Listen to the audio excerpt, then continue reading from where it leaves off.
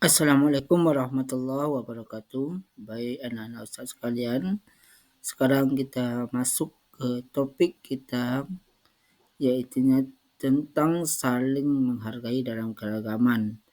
PAI kelas 4 yaitu di bab 3. Itu mari sama-sama kita berdoa untuk kelancaran pembelajaran kita pada hari ini. Baik, sekarang kita buka dengan sebuah gambar. Anak-anak Ustaz coba perhatikan, ini gambar apa? Ya, ini adalah gambar burung Garuda sebagai lambang negara kita, sebagai dasar negara yaitu ya Pancasila. Di kakinya itu, di cengkramannya itu ada tulisan Bhinneka Tunggal Ika. Apa itu Bhinneka Tunggal Ika? Walaupun berbeda-beda tetapi tetap satu. Kita tahu bahwa negara Indonesia itu terdiri dari beberapa suku, agama, bangsa, kemudian ras, golongan, dan banyak perbedaan yang ada di Indonesia. Untuk itu kita dipersatukan dalam satu ikatan, yaitu Bhinneka Tunggal Ika. Artinya apa? Walaupun berbeda-beda tetapi tetap satu. Kita masuk ke pembelajaran kita, yaitu keragaman sebagai sunatullah. Apa artinya anak-anak sekalian? Allah menciptakan berbagai perbedaan pada manusia. Mungkin ada manusia yang kulitnya hitam, kulitnya sawo matang, kulitnya putih, kemudian dari sukunya, bahasanya. Apa tujuannya? Adalah untuk saling mengenal. Setelah itu, agar terjalinnya hubungan yang harmonis, saling kerjasama dan saling mendukung antar satu sama lain. Dalam berbagai keragaman itu, maka kita sebagai makhluk Allah Subhanahu wa taala harus meyakini akan adanya toleransi. Apa itu toleransi? Adalah sikap saling menghargai. Toleransi itu dibagi kepada 3. Yang pertama, menghargai pendirian orang lain, menghargai keyakinan orang lain, dan menghargai pendapat orang lain. Nah, sekarang coba kita lihat Allah Subhanahu wa taala di dalam Al-Qur'an, yaitu pada surat Az-Zumar ayat ke-18 berfirman, alladzina yastami'una al-qawla fayattami'una ahsanahu ulaika alladzina hadahumullah wa ulaika humul ulul albab. Yang mana artinya yang mendengarkan perkataan itu lalu mengikuti apa yang paling baik di antara mereka. Mereka itulah orang-orang yang diberi Allah petunjuk dan mereka itu adalah yang diberi akal. Menurut ayat ini ada 3 poin yang akan kita capai. Yang pertama, dalam menghargai pendapat orang lain, yang pertama mendengarkan pendapat. Mungkin anak-anak Ustaz pernah berdiskusi dengan wali kelasnya, dengan di masyarakat. Yang pertama, sikap kita mendengarkan pendapat yang disampaikan orang lain. Jangan kita memotong pembicaraan orang lain. Selanjutnya, perbedaan pendapat itu adalah suatu hal yang wajar, maka kita harus menghormati pendapat orang lain. Dan yang ketiga, dalam mengutarakan pendapat kita, jangan memaksakan kehendak kita dan menggunakan kata-kata yang sopan. Kita masuk ke dalam ajaran dalam kebaikan di dalam Islam dan kepada ajaran kepada selain Islam. Akhlak mulia dalam agama Islam dibagi atas 3 hal. Yang pertama, akhlak mulia kita kepada Allah, hablum minallah. Yang kedua, akhlak sesama manusia, yaitu hablum minan nas. Dan yang ketiga, akhlak kepada lingkungan sekitar. Contohnya akhlak kita kepada alam.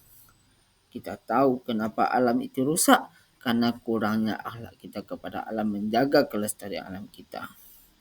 Setiap agama pada dasarnya memiliki ajaran tentang kebaikan. Dalam agama selain Islam, kebaikan itu diajarkan secara universal, mengglobal, menyeluruh, saling mengasihi, saling menyayangi, menjaga perdamaian, saling bantu dan tidak berbuat kerusakan.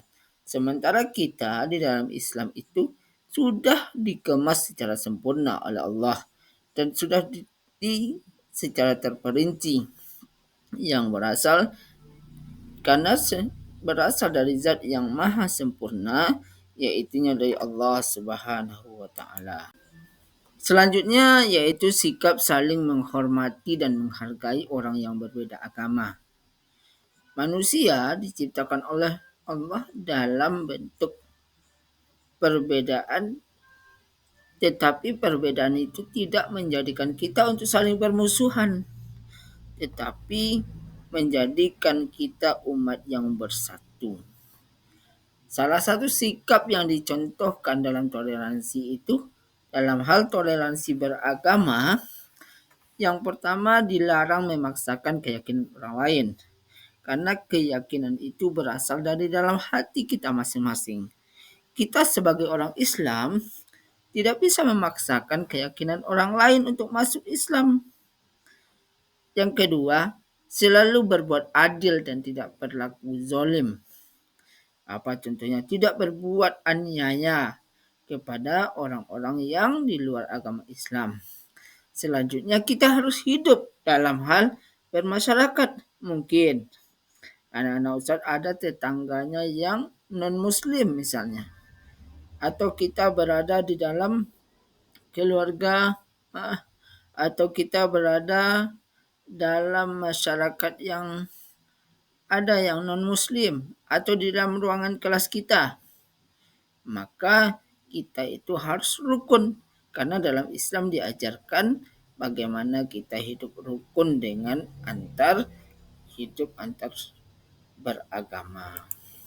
Ini ada pembelajaran untuk anak-anak sekalian.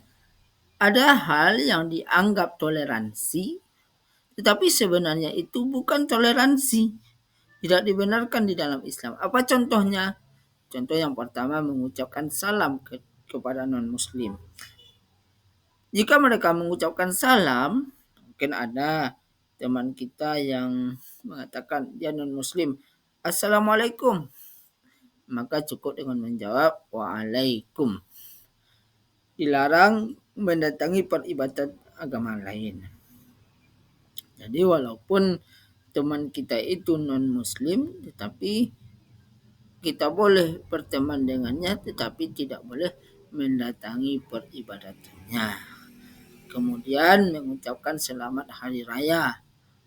Contoh, mengucapkan selamat Natal, Waisak, Nyepi, dan lain sebagainya. Karena itu bukan termasuk ke dalam toleransi. Terakhir anak-anak sekalian, manfaat menghargai dalam keberagaman.